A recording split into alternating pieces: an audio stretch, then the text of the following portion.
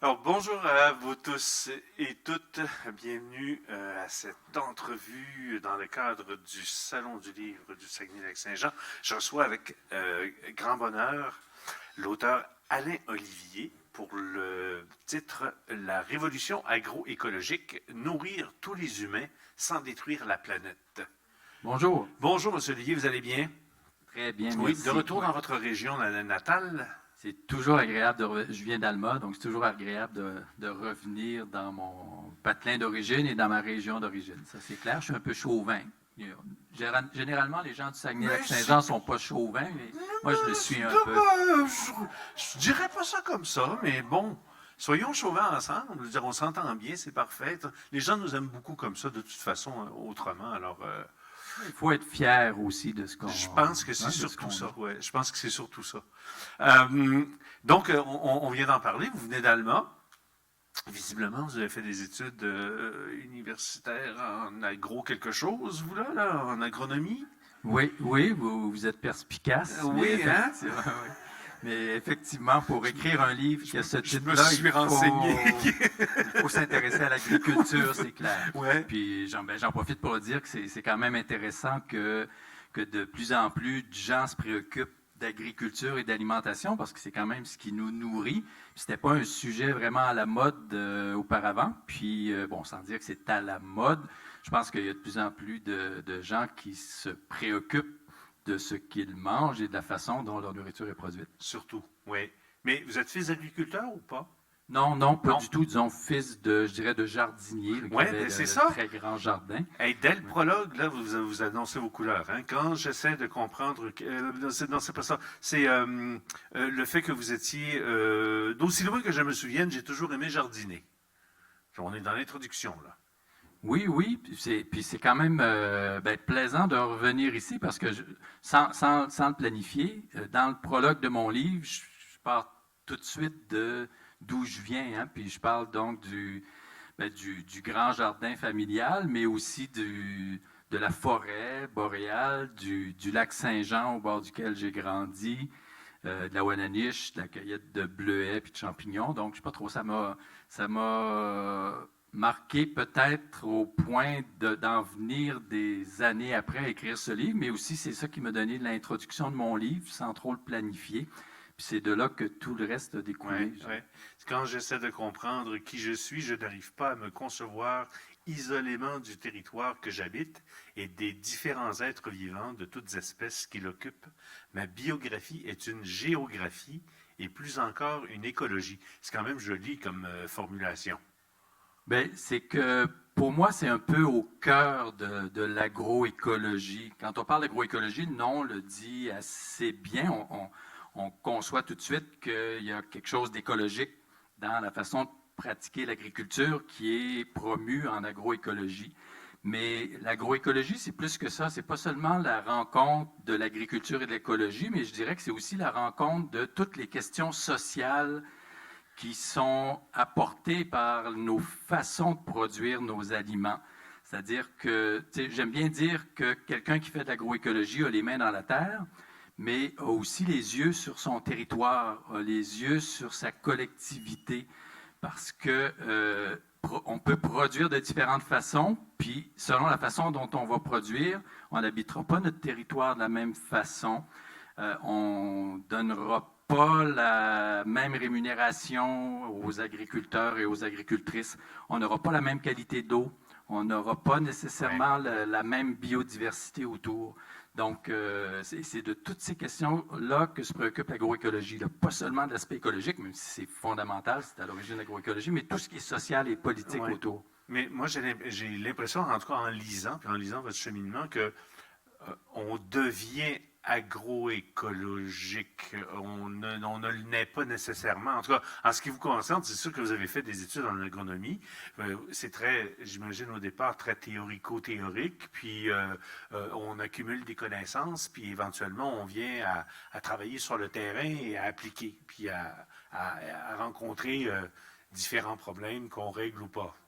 Oui, puis c'est tout à fait vrai. Puis pour moi, c'est important de le dire dans le livre aussi, là, que, bon, je ne veux pas faire la morale à personne, mais que au fil de ma carrière, moi aussi, j'ai appris un certain nombre de choses. J'ai fait un certain nombre d'erreurs aussi en tant que personne qui a été formée en agronomie dans une perspective, disons, de progrès technique où on se disait, bien, grâce à nos grosses machineries, grâce à nos variétés génétiquement améliorées, grâce à nos engrais chimiques, à nos pesticides, on va réussir à nourrir la planète.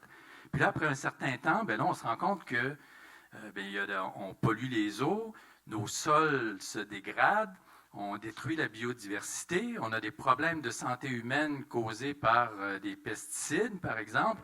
Notre territoire agricole se dépeuple, on ne l'habite plus de la même façon, c'est qu'en se dépeuplant, bien, nos écoles se vident, on n'a même plus d'épicerie de village, on n'a même plus des fois de dépanneurs.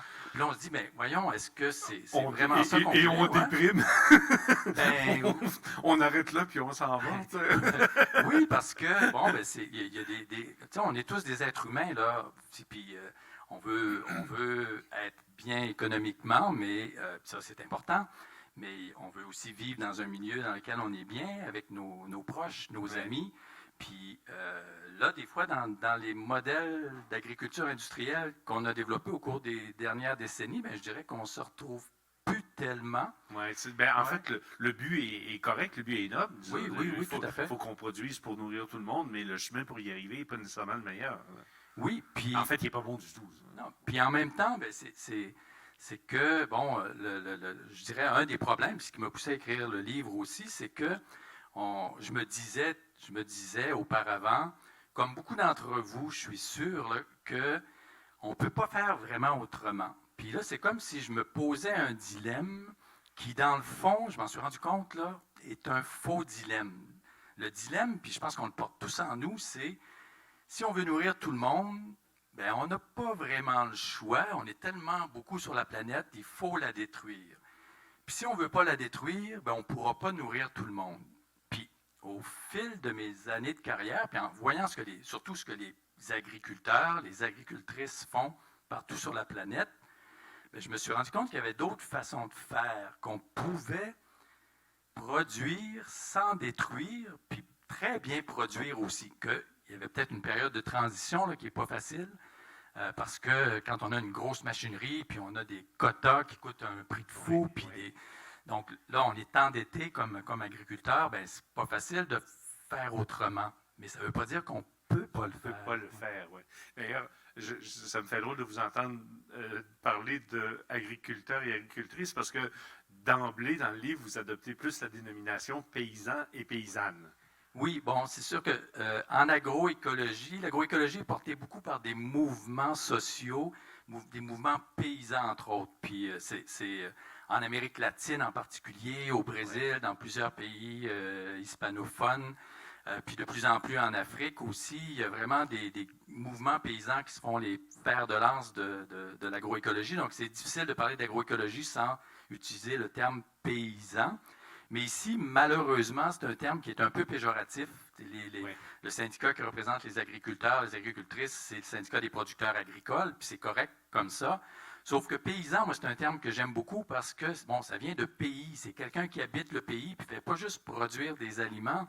Il est aussi, il s'occupe de tout son territoire. Oui, c'est vrai. Il y a une notion de prendre soin, puisqu'on est chez soi. C'est pas de l'exploitation, c'est de l'habitation. Oui, tout à fait. Mais bon, je fais toujours attention ici parce que je ne veux pas non plus blesser des gens qui ont une autre perception de leur métier puis qui est tout à fait noble. Là, le producteur, moi, il n'y a personne que je respecte plus qu'un producteur, une productrice agricole qui font un travail formidable, très difficile. Difficile. On leur demande tellement de choses. On voudrait qu'ils nous nourrissent, que ça nous coûte 99 cents la livre pour le poulet qu'ils produisent, mais on ne voudrait pas qu'ils polluent en même temps. T'sais. Puis si les modes qu'ils doivent utiliser pour arriver, ben, ne sont pas ceux qu'on aime, ben, c'est comme si c'était de leur faute, alors que ce n'est pas nécessairement le cas. Parmi les expériences que vous avez vécues et qui ont un peu modifié votre façon de voir, la coopération internationale vous a appris certaines choses au contact de personnes que vous avez rencontrées, de paysans justement, sur place. Je pense que ça a modifié un peu votre façon de voir. Oui, j'ai eu la chance dans ma jeune vingtaine d'aller en Afrique de l'Ouest. Puis là, de découvrir un autre univers là, dans le monde paysan, justement, de voir des gens qui concevaient des choses un peu différemment. Puis moi, j'arrivais un peu tout imbu de mon savoir d'agronome de formation, puis en me disant, ben voilà, là, ce qu'il faut faire, c'est comme ci, comme ça. Bon, je ne dis pas que j'étais si bête que ça, là, mais tu sais, je me disais, on a notre progrès technique, donc il faut qu'ils adoptent des nouvelles façons de faire pour progresser. Puis là, au fur et à mesure que j'étais avec les gens, je me rendais compte que ce qu'on leur proposait, c'était peut-être pas nécessairement ça dont ils avaient besoin. Quand on disait, bien, utiliser des engrais chimiques, utiliser des pesticides, bien, des fois, on faisait juste augmenter leur dépendance économique, puis même qu'à un moment donné, on augmentait leur vulnérabilité envers les changements climatiques, par exemple, envers les marchés. Ça fait qu'on voulait faire œuvre utile, puis en même temps, on se retrouvait justement avec des gens qui, puis ces deux mots-là sont importants pour moi, là, je pense qu'ils étaient plus dépendants, puis plus vulnérables. Puis c'est là que j'ai commencé à me poser des questions. Est-ce qu'il y a pas, est-ce que c'est vraiment ça qu'on veut, puis est-ce qu'il n'y a pas des façons d'agir autrement? Mais je trouve que en tant que gens du Nord, on a beaucoup à apprendre des gens du Sud. Je ne dis pas qu'au Lac-Saint-Jean, on a à apprendre beaucoup des gens de Montréal. C'est pas ça que je veux dire. Mais oui. On a beaucoup à apprendre des gens du Sud de la planète. Puis en agroécologie, c'est vraiment un cas classique où beaucoup de nos savoirs nous viennent de, je dirais, les petits paysans et petites paysannes des tropiques. Oui, c'est là que j'allais arriver. Dans la définition même de l'agroécologie. Il y a vraiment le chapitre 2 est consacré à la définition. Puis, c'est complexe, hein? C'est pas simple. Comme vous dites vous-même, il y a un côté polysémique au terme lui-même d'agroécologie qui fait que ça se définit pas si facilement que ça, finalement. Puis vous nous avertissez aussi dans votre livre, dès le départ, que c'est pas un livre de solutions. C'est pas un catalogue de solutions. Puis j'ai compris que c'était pas ça à cause justement de la définition même de l'agroécologie.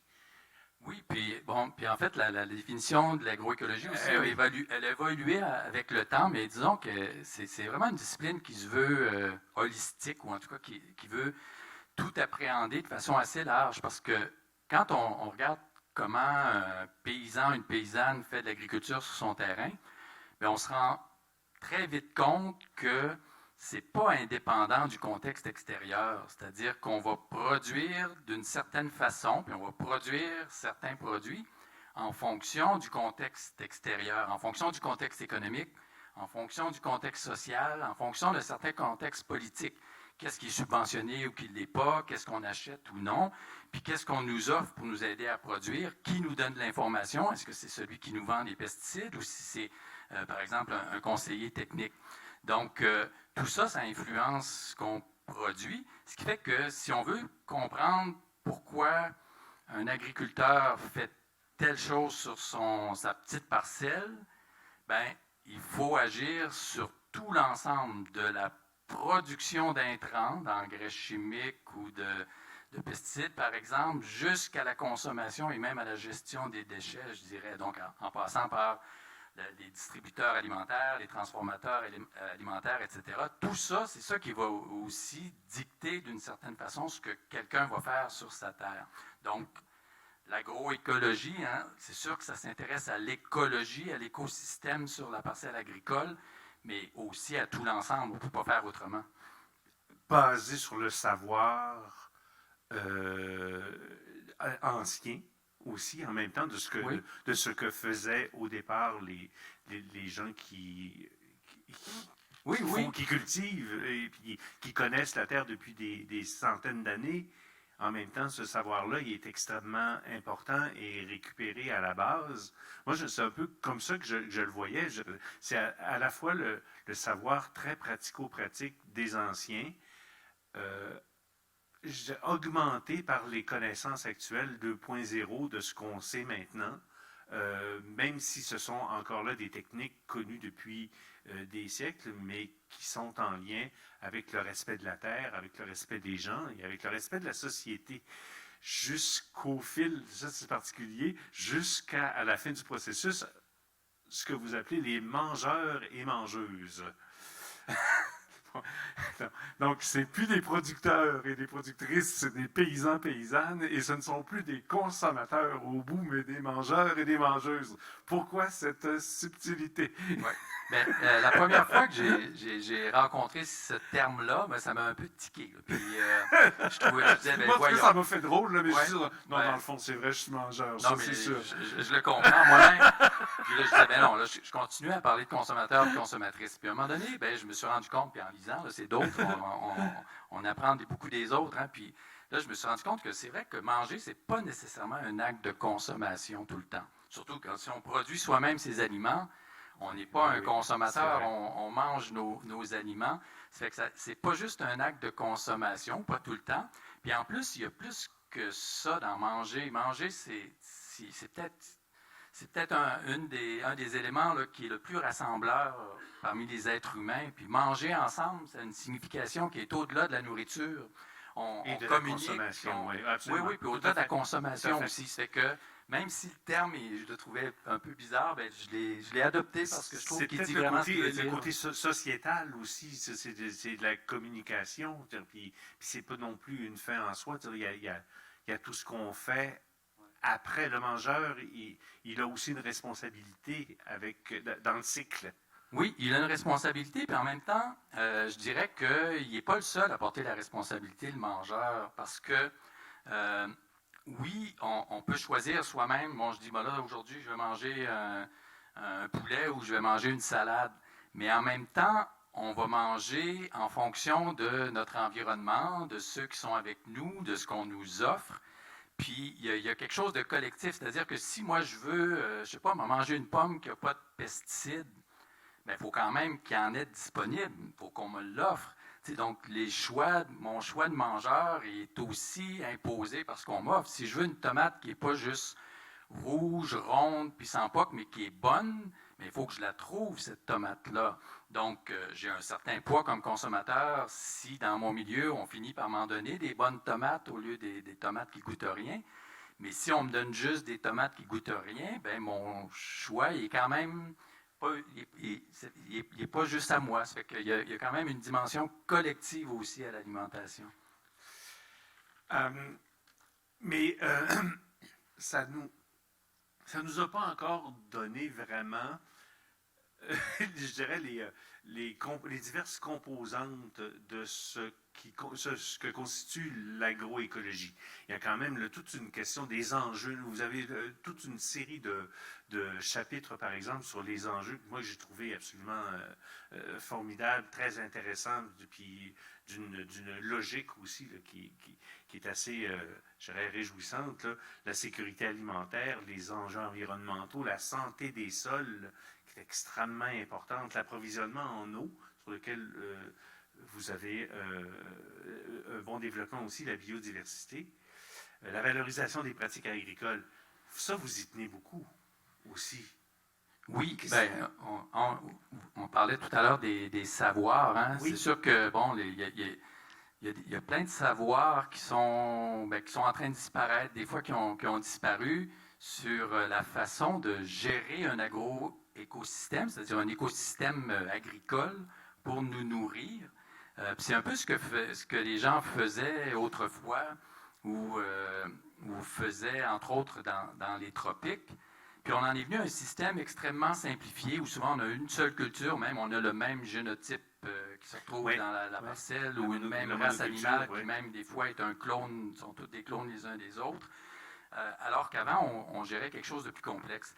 Puis ça, il y a un savoir à tirer de ça. Ça ne veut pas dire qu'il faut retourner en arrière, là. Je pense qu'on veut vraiment aller en avant, mais il y a devant les enjeux environnementaux, entre autres, qui sont les nôtres, devant les changements climatiques, devant des sols qui se dégradent, des changements climatiques, entre autres, qui font qu'il va y avoir de plus en plus de sécheresse dans certains lieux, donc il faut réussir à retenir l'eau dans les sols. Bien, on n'a pas le choix, il faut changer de façon de faire. Puis, il y a comme par hasard, des façons de faire ancestrales qui nous donnent des idées. Mais je ne dis pas qu'il faut retourner en arrière, mais il faut, avec des nouveaux instruments, avec des nouvelles connaissances, se servir peut-être de ça pour changer les choses. Et c'est possible d'importer des pratiques qui sont faites ailleurs, dans d'autres milieux également? C'est une très bonne question parce qu'en fait, en agroécologie, un aspect qui est fondamental, hein, c'est la contextualisation, c'est-à-dire qu'on ne peut pas faire la même chose partout. Mais ce qui ne veut pas dire qu'on ne peut pas s'inspirer de ce qui se fait ailleurs, mais il y a quand même quelque chose d'un peu troublant aujourd'hui, hein, de voir qu'on peut cultiver le même soya au Brésil, en Indonésie, en France, au Québec, alors qu'on a des terroirs complètement différents, on n'a pas les mêmes sols, on n'a pas le même climat, on n'a pas les mêmes traditions alimentaires. Comment se fait qu'en Amazonie, puis au Saguenay-Lac-Saint-Jean, on va en finir par cultiver la même plante alors que, bon, c'est clair qu'on n'a pas la même culture de départ, les mêmes sociétés, les mêmes habitudes alimentaires. Puis souvent, on va le produire, on va produire sur un continent, par exemple du soya, je vais prendre cet exemple-là, pour nourrir des porcs sur un autre continent, des porcs qui seront mangés encore sur un troisième continent. Donc là, il y a quand même quelque chose de troublant quand on sait que ça affecte les changements climatiques, que ça consomme beaucoup d'énergie, puis que localement, on est dans un village où on est dans un territoire agricole, puis on n'est pas capable d'avoir les produits de chez soi dans l'épicerie d'à côté. Bon, il y a des changements. Là, ça peut paraître un panorama qui est difficile, mais moi, je trouve ça vraiment super intéressant quand je vois qu'au Saguenay-Lac-Saint-Jean, on est en train de vendre le côté boréal, par exemple. Oui, il faut le faire. Tout à fait. Mais ça fait pas longtemps. On a souvent vu des carottes cultivées au Lac-Saint-Jean qui s'en vont à Québec pour revenir être vendues à Chicoutimi. C'est-à-dire, c'est courant, ça se fait encore. Oui, tout à fait. C'est comme ça que ça se fait. On va dans un centre de distribution qui est près d'un grand centre, puis ça revient après en région. Par contre, ce qui nous console beaucoup, c'est que, en tout cas, avec toute la question de la pandémie, je dirais que on s'est beaucoup rapproché en tant que consommateur. Parce que moi, je ne sais pas si vous autres, mais moi, ça m'a beaucoup rapproché des petits producteurs bio qui commencent vraiment à se développer beaucoup sur le territoire. Quand vous parlez justement de valorisation du territoire et de l'occupation du territoire, je crois qu'il y a une génération de jeunes qui viennent s'installer et qui viennent développer une agriculture bio, totalement accessible aux gens, puis qui arrivent à vendre leur production même à l'avance, avec la question des abonnements de panier. C'est quand même réjouissant, ça. Bien, moi, je trouve ça extraordinaire, puis même, je trouve ça très enthousiasmant. Des fois, on est un peu déprimé, on se dit, oh, ça va mal, mais il y a plein de choses enthousiasmantes qui se passent, puis ça, c'en est une. Là, on a appris il y a quelques mois que pour la première fois depuis je ne sais pas combien de dizaines d'années, le nombre de fermes a augmenté au Québec. Puis ça, on n'avait pas vu ça depuis des dizaines d'années. Oui. Mais ces fermes-là, ce qui est intéressant, donc, c'est des jeunes, évidemment, qui s'établissent, qui partent des nouvelles fermes.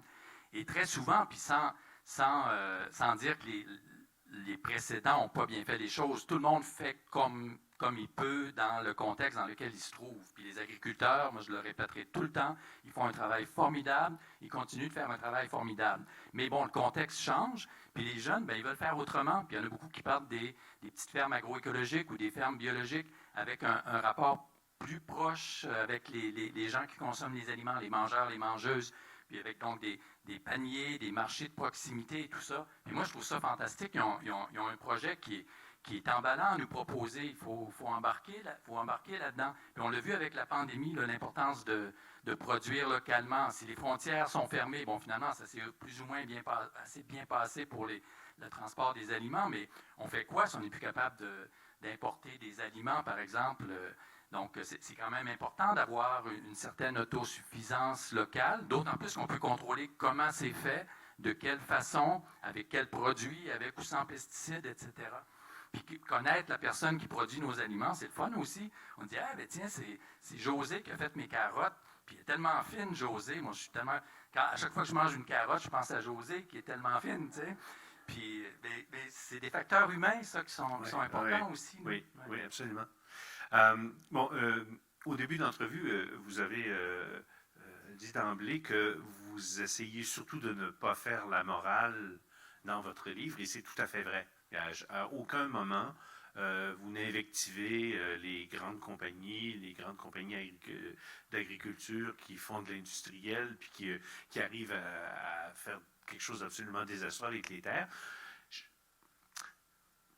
J'aurais peut-être aimé ça, moi, justement, que vous rentriez un petit peu dedans, là. Mais en même temps, je comprends pourquoi vous ne l'avez pas fait. Je comprends pourquoi vous ne l'avez pas fait, parce que c'est pas... Vous prêchez un peu à des gens qui sont convertis ou convertissables à court terme. Mais comment on fait pour s'attaquer au gros système? Comment on fait pour modifier... convaincre les gens qui pratiquent l'agriculture industrielle en monoculture d'adopter des pratiques agroécologiques. Est-ce qu'on peut vous aider à faire ça? Ben oui, on a besoin de tout le monde.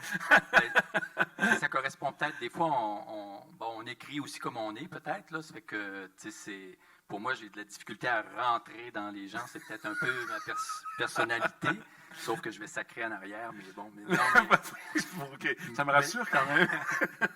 Mais cela dit aussi, je pense qu'il y a on a parlé de l'agriculture biologique, des petits producteurs. Bon, fait que la transition chez certaines personnes est un peu plus évidente. On a des gens qui ont des préoccupations écologiques qui sont marquées, puis qui vont la faire. Mais en même temps, on a besoin d'influencer d'autres types d'acteurs qui soient conscients aussi des impacts négatifs de ce qu'ils vont faire. Puis on le voit d'ailleurs, là, maintenant c'est drôle, on commence à parler d'agriculture régénératrice, puis il y a des très grandes compagnies qui disent on va investir des milliards dans ce qu'ils appellent l'agriculture régénératrice, c'est-à-dire ils se disent nos sols se dégradent, il faut faire quelque chose. Ça commence à allumer un peu oui, là, quand puis, même. Là. Oui, puis on peut se dire, ben là, il y a tout un élément publicitaire derrière, tout un élément d'image, puis c'est sans doute très, très vrai. Un peu du greenwashing aussi à travers tout ça. Mais en même temps, il y a quand même une prise de conscience. Peut-être qu'il y a des gens qui se disent, bien là, on fait beaucoup d'argent, mais dans 20 ans, est-ce qu'on va en faire encore si on n'a plus de sol pour produire? Donc, il faut quand même que tous les acteurs soient conscients des choses à changer. Est-ce qu'on a quelque chose à faire d'un point de vue politique?